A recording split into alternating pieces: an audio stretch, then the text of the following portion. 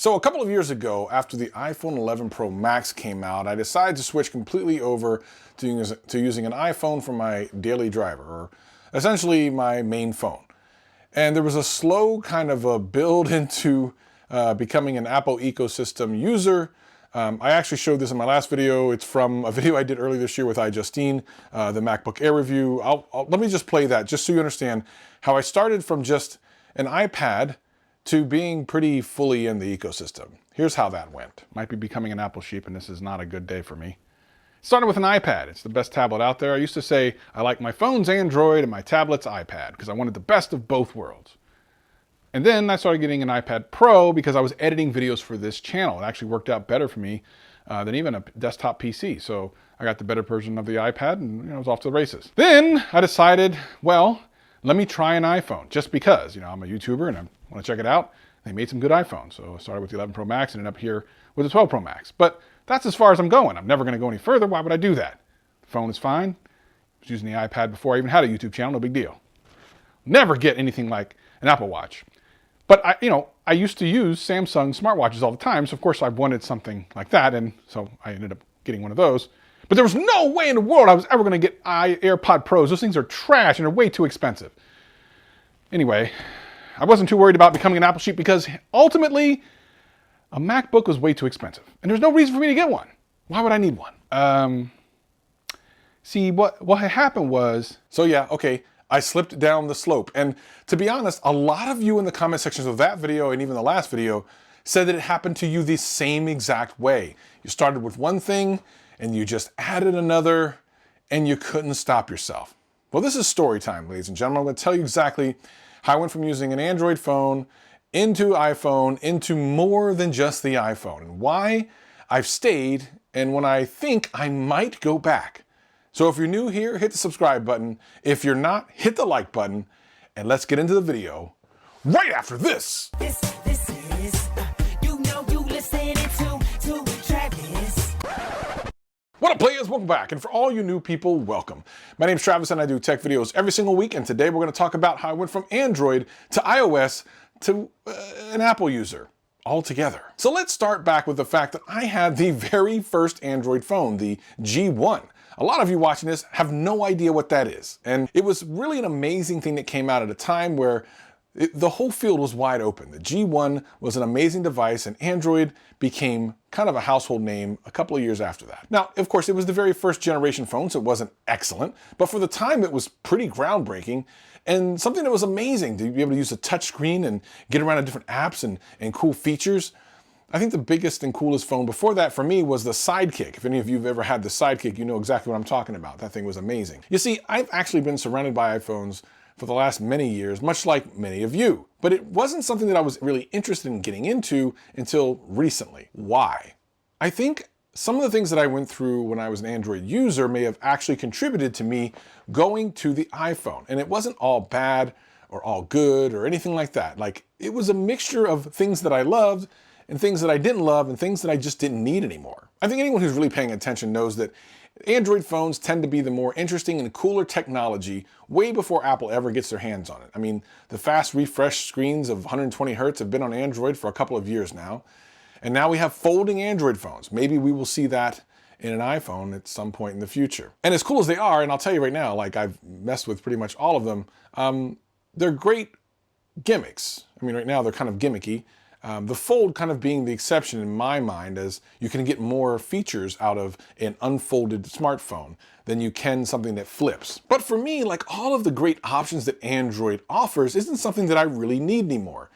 When I first started getting Android phones, I loved the customizations, changing the background, changing the icons, doing themes, and if you're really daring, getting into rooting. Now, for those of you who don't know what rooting is, it basically allows you to take the customization of your phone to another level, putting on completely different software packages, firmware upgrades basically, to your phone. But it involves some things that are kind of sketchy at best. I mean, while many people have done it for many, many years, I never really felt safe. And the thing is if you messed up and bricked your phone, you were kind of out of luck. Because the rooting community is not something that's supported by the major manufacturers. Matter of fact, some of them actively try to keep you from rooting your phone. They don't want to have to warranty your shenanigans in the meantime. I mean, they have enough problems squashing their own bugs. And that actually brings me to one of the first reasons why I left Android, and that is the fragmentation. How frustrating is it when you're on the Android side of the fence and you see the newest version of Android come out and know that your phone won't get it for months, or perhaps even a year later, and this was commonplace. It doesn't just come from Google, it has to go through, at least in the States, your carrier, and of course the manufacturer. If the manufacturer is fast, great. But here in the States, you had another hurdle, which is the carrier. And who wants to wait for that? Sometimes these were really important features and at times security features. Thankfully, Android has kind of addressed that, and now you can get security features separate from your whole operating system, but of course this was a couple of years ago. This is one of the major things that Apple does right that I have to take my hat off. And even if you're an Android lover, you have to give respect for this. When an update comes out, it comes out for all the supported phones on the same day. As a matter of fact, they do the same updates for their iPads and their AirPods and their watches, everything pretty much on the same day. Like, why can't Android do that? And the answer is fragmentation. On the Android side of things, there's so many variations of Android because you can take Android and make it whatever the heck you want it to be, which sounds great on the surface, but when it comes to updating, it can be quite a mess. And with the support cycle of some of the manufacturers being much shorter than what Apple currently supports, which is 5 to 6 years, you might buy something that's 3 years old and never get another update. Again, this really depends on what manufacturer you get it from and when you bought it. Again, back when I was using Android phones, it was a couple of years if you were lucky, and then after that, you're kind of on your own. But the plus for that is, if you're into the rooting community, you can continue to update and upgrade your phone, but still, it was so much hassle for me. And while the customization options of Android are very, very cool, and I absolutely enjoy them, I just don't really need them anymore. I just need something that works all the time. And listen, bugs happen across both iPhones and Android phones, but I had some really bad bugs on the last couple of Galaxy Notes that I had, like complete freeze lockouts. I couldn't touch the screen to have it do anything. The power button wouldn't work for up to 2 or 3 minutes at a time. The complete freeze out of my phone is unacceptable. Now you might say, well, that was a bad phone, but that happened across 2 different Galaxy Notes. And it's just not something I can just deal with. It's not worth it to spend over $1,000 on something that can lock you out in potentially a very important moment. For me, I don't need all of the customizations. When I came from Android to Apple, that was one of my main concerns. I knew I was going to gain the update system, but lose some of the customizations that I was doing on my phone. One of those was the keyboard, but thankfully Apple has rectified that. The other was themes, and there really isn't anything like that on Apple, on the iPhone. But I've grown okay with that. I don't really care. This becomes much more of a tool to me than anything. I don't really love the fact that I can't customize anything, but I don't need it. What I need is something I can rely on, something that has a great battery, and something that can take some good pictures and video when I need it to. And this is exactly what an iPhone is. And sure, it's not as cool as the Flip, Fold, or any of the other phones coming out by some of the other manufacturers on the Android side of the fence. I totally agree with that, but I kind of don't care.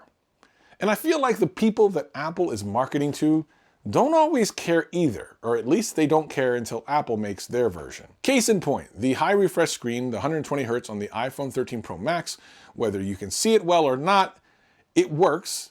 But more importantly, it does not degrade the battery life. And that's literally one of the reasons why it didn't come out earlier. Remember when some of the first high refresh screens came out on Samsung phones, you had to either lower the resolution or expect a battery hit. Some people were turning that off right away because the battery hit was too much. So even though it's been out for a while, most people didn't even really experience it on a day-to-day basis until much later. When Apple released it, it's good to go right now. And the battery life is extraordinary, especially on the 13 Pro Max, where I've been able to squeeze out over 2 days of usage on this thing. It has been absolutely incredible. And one of the things that I do like about Apple and about the iPhone is that even though it's not perfect, because it isn't, it's just really well thought out. I think time and time again, when I use an iPhone and then connect to my iPad or my AirPods or anything like that, my Apple TV, that there's something about it that just is thought about, really thoughtful in the way that it handles connections between the 2 or 3 or 4 devices. As a matter of fact, when I go between different iPhones, when I upgrade from one phone to the next, it's seamless. I've never had such a seamless upgrade in my life. On Android, I would always have to log back into my social media accounts, and I don't know if that's changed.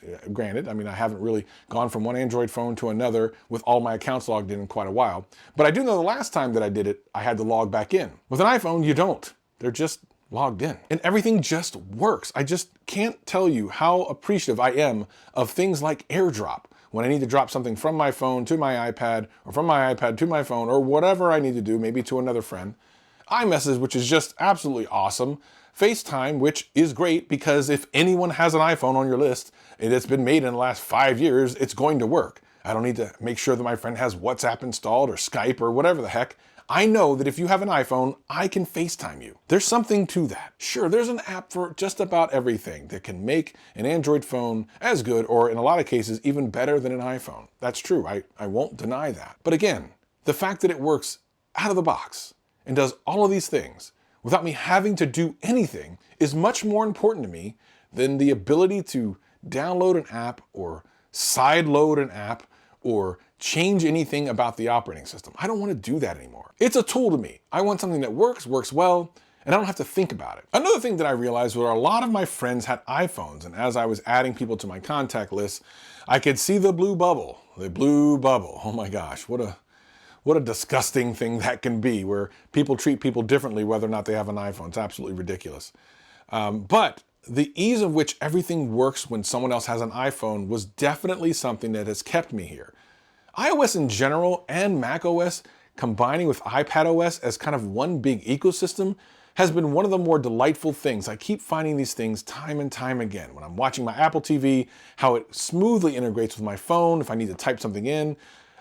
Everything just works so seamlessly. It's like someone is architecting the entire process by which you experience one thing. Now, Apple, controversially, for many, many years, basically was saying, we know the experience you need more than you do. And a lot of people rejected that. They wanted choice, so Android has done well. But weirdly, interestingly, ironically, Apple was right. In a lot of instances, they know better what we want and need than we do. If you ask the average person what the kind of thing they want on their phone, they're definitely going to want a battery. And now with social media, they're definitely going to want a good camera. Beyond that, I think they just want things to work. At the end of the day, I don't really care what phone you have. It doesn't matter to me. The reason that I've come to iOS is ease of use, and I've stayed because it just plain works, and I don't have a reason enough to leave. If Android gives me a reason, I will absolutely go back. It's just a matter of being a tool. These things are tools to me. They're not that important. If you haven't seen my video about brand loyalty, you should absolutely watch that, and you'll understand more about how I view these things. It's not a brand loyalty thing. I go with what's best for me, and right now, that's Apple. And sometimes I feel like Android manufacturers are in a race to be first with something, but not to be the best. I have some other videos here that kind of talk about that same thing, and I hope you watch them. I'll see you next time. Peace and love.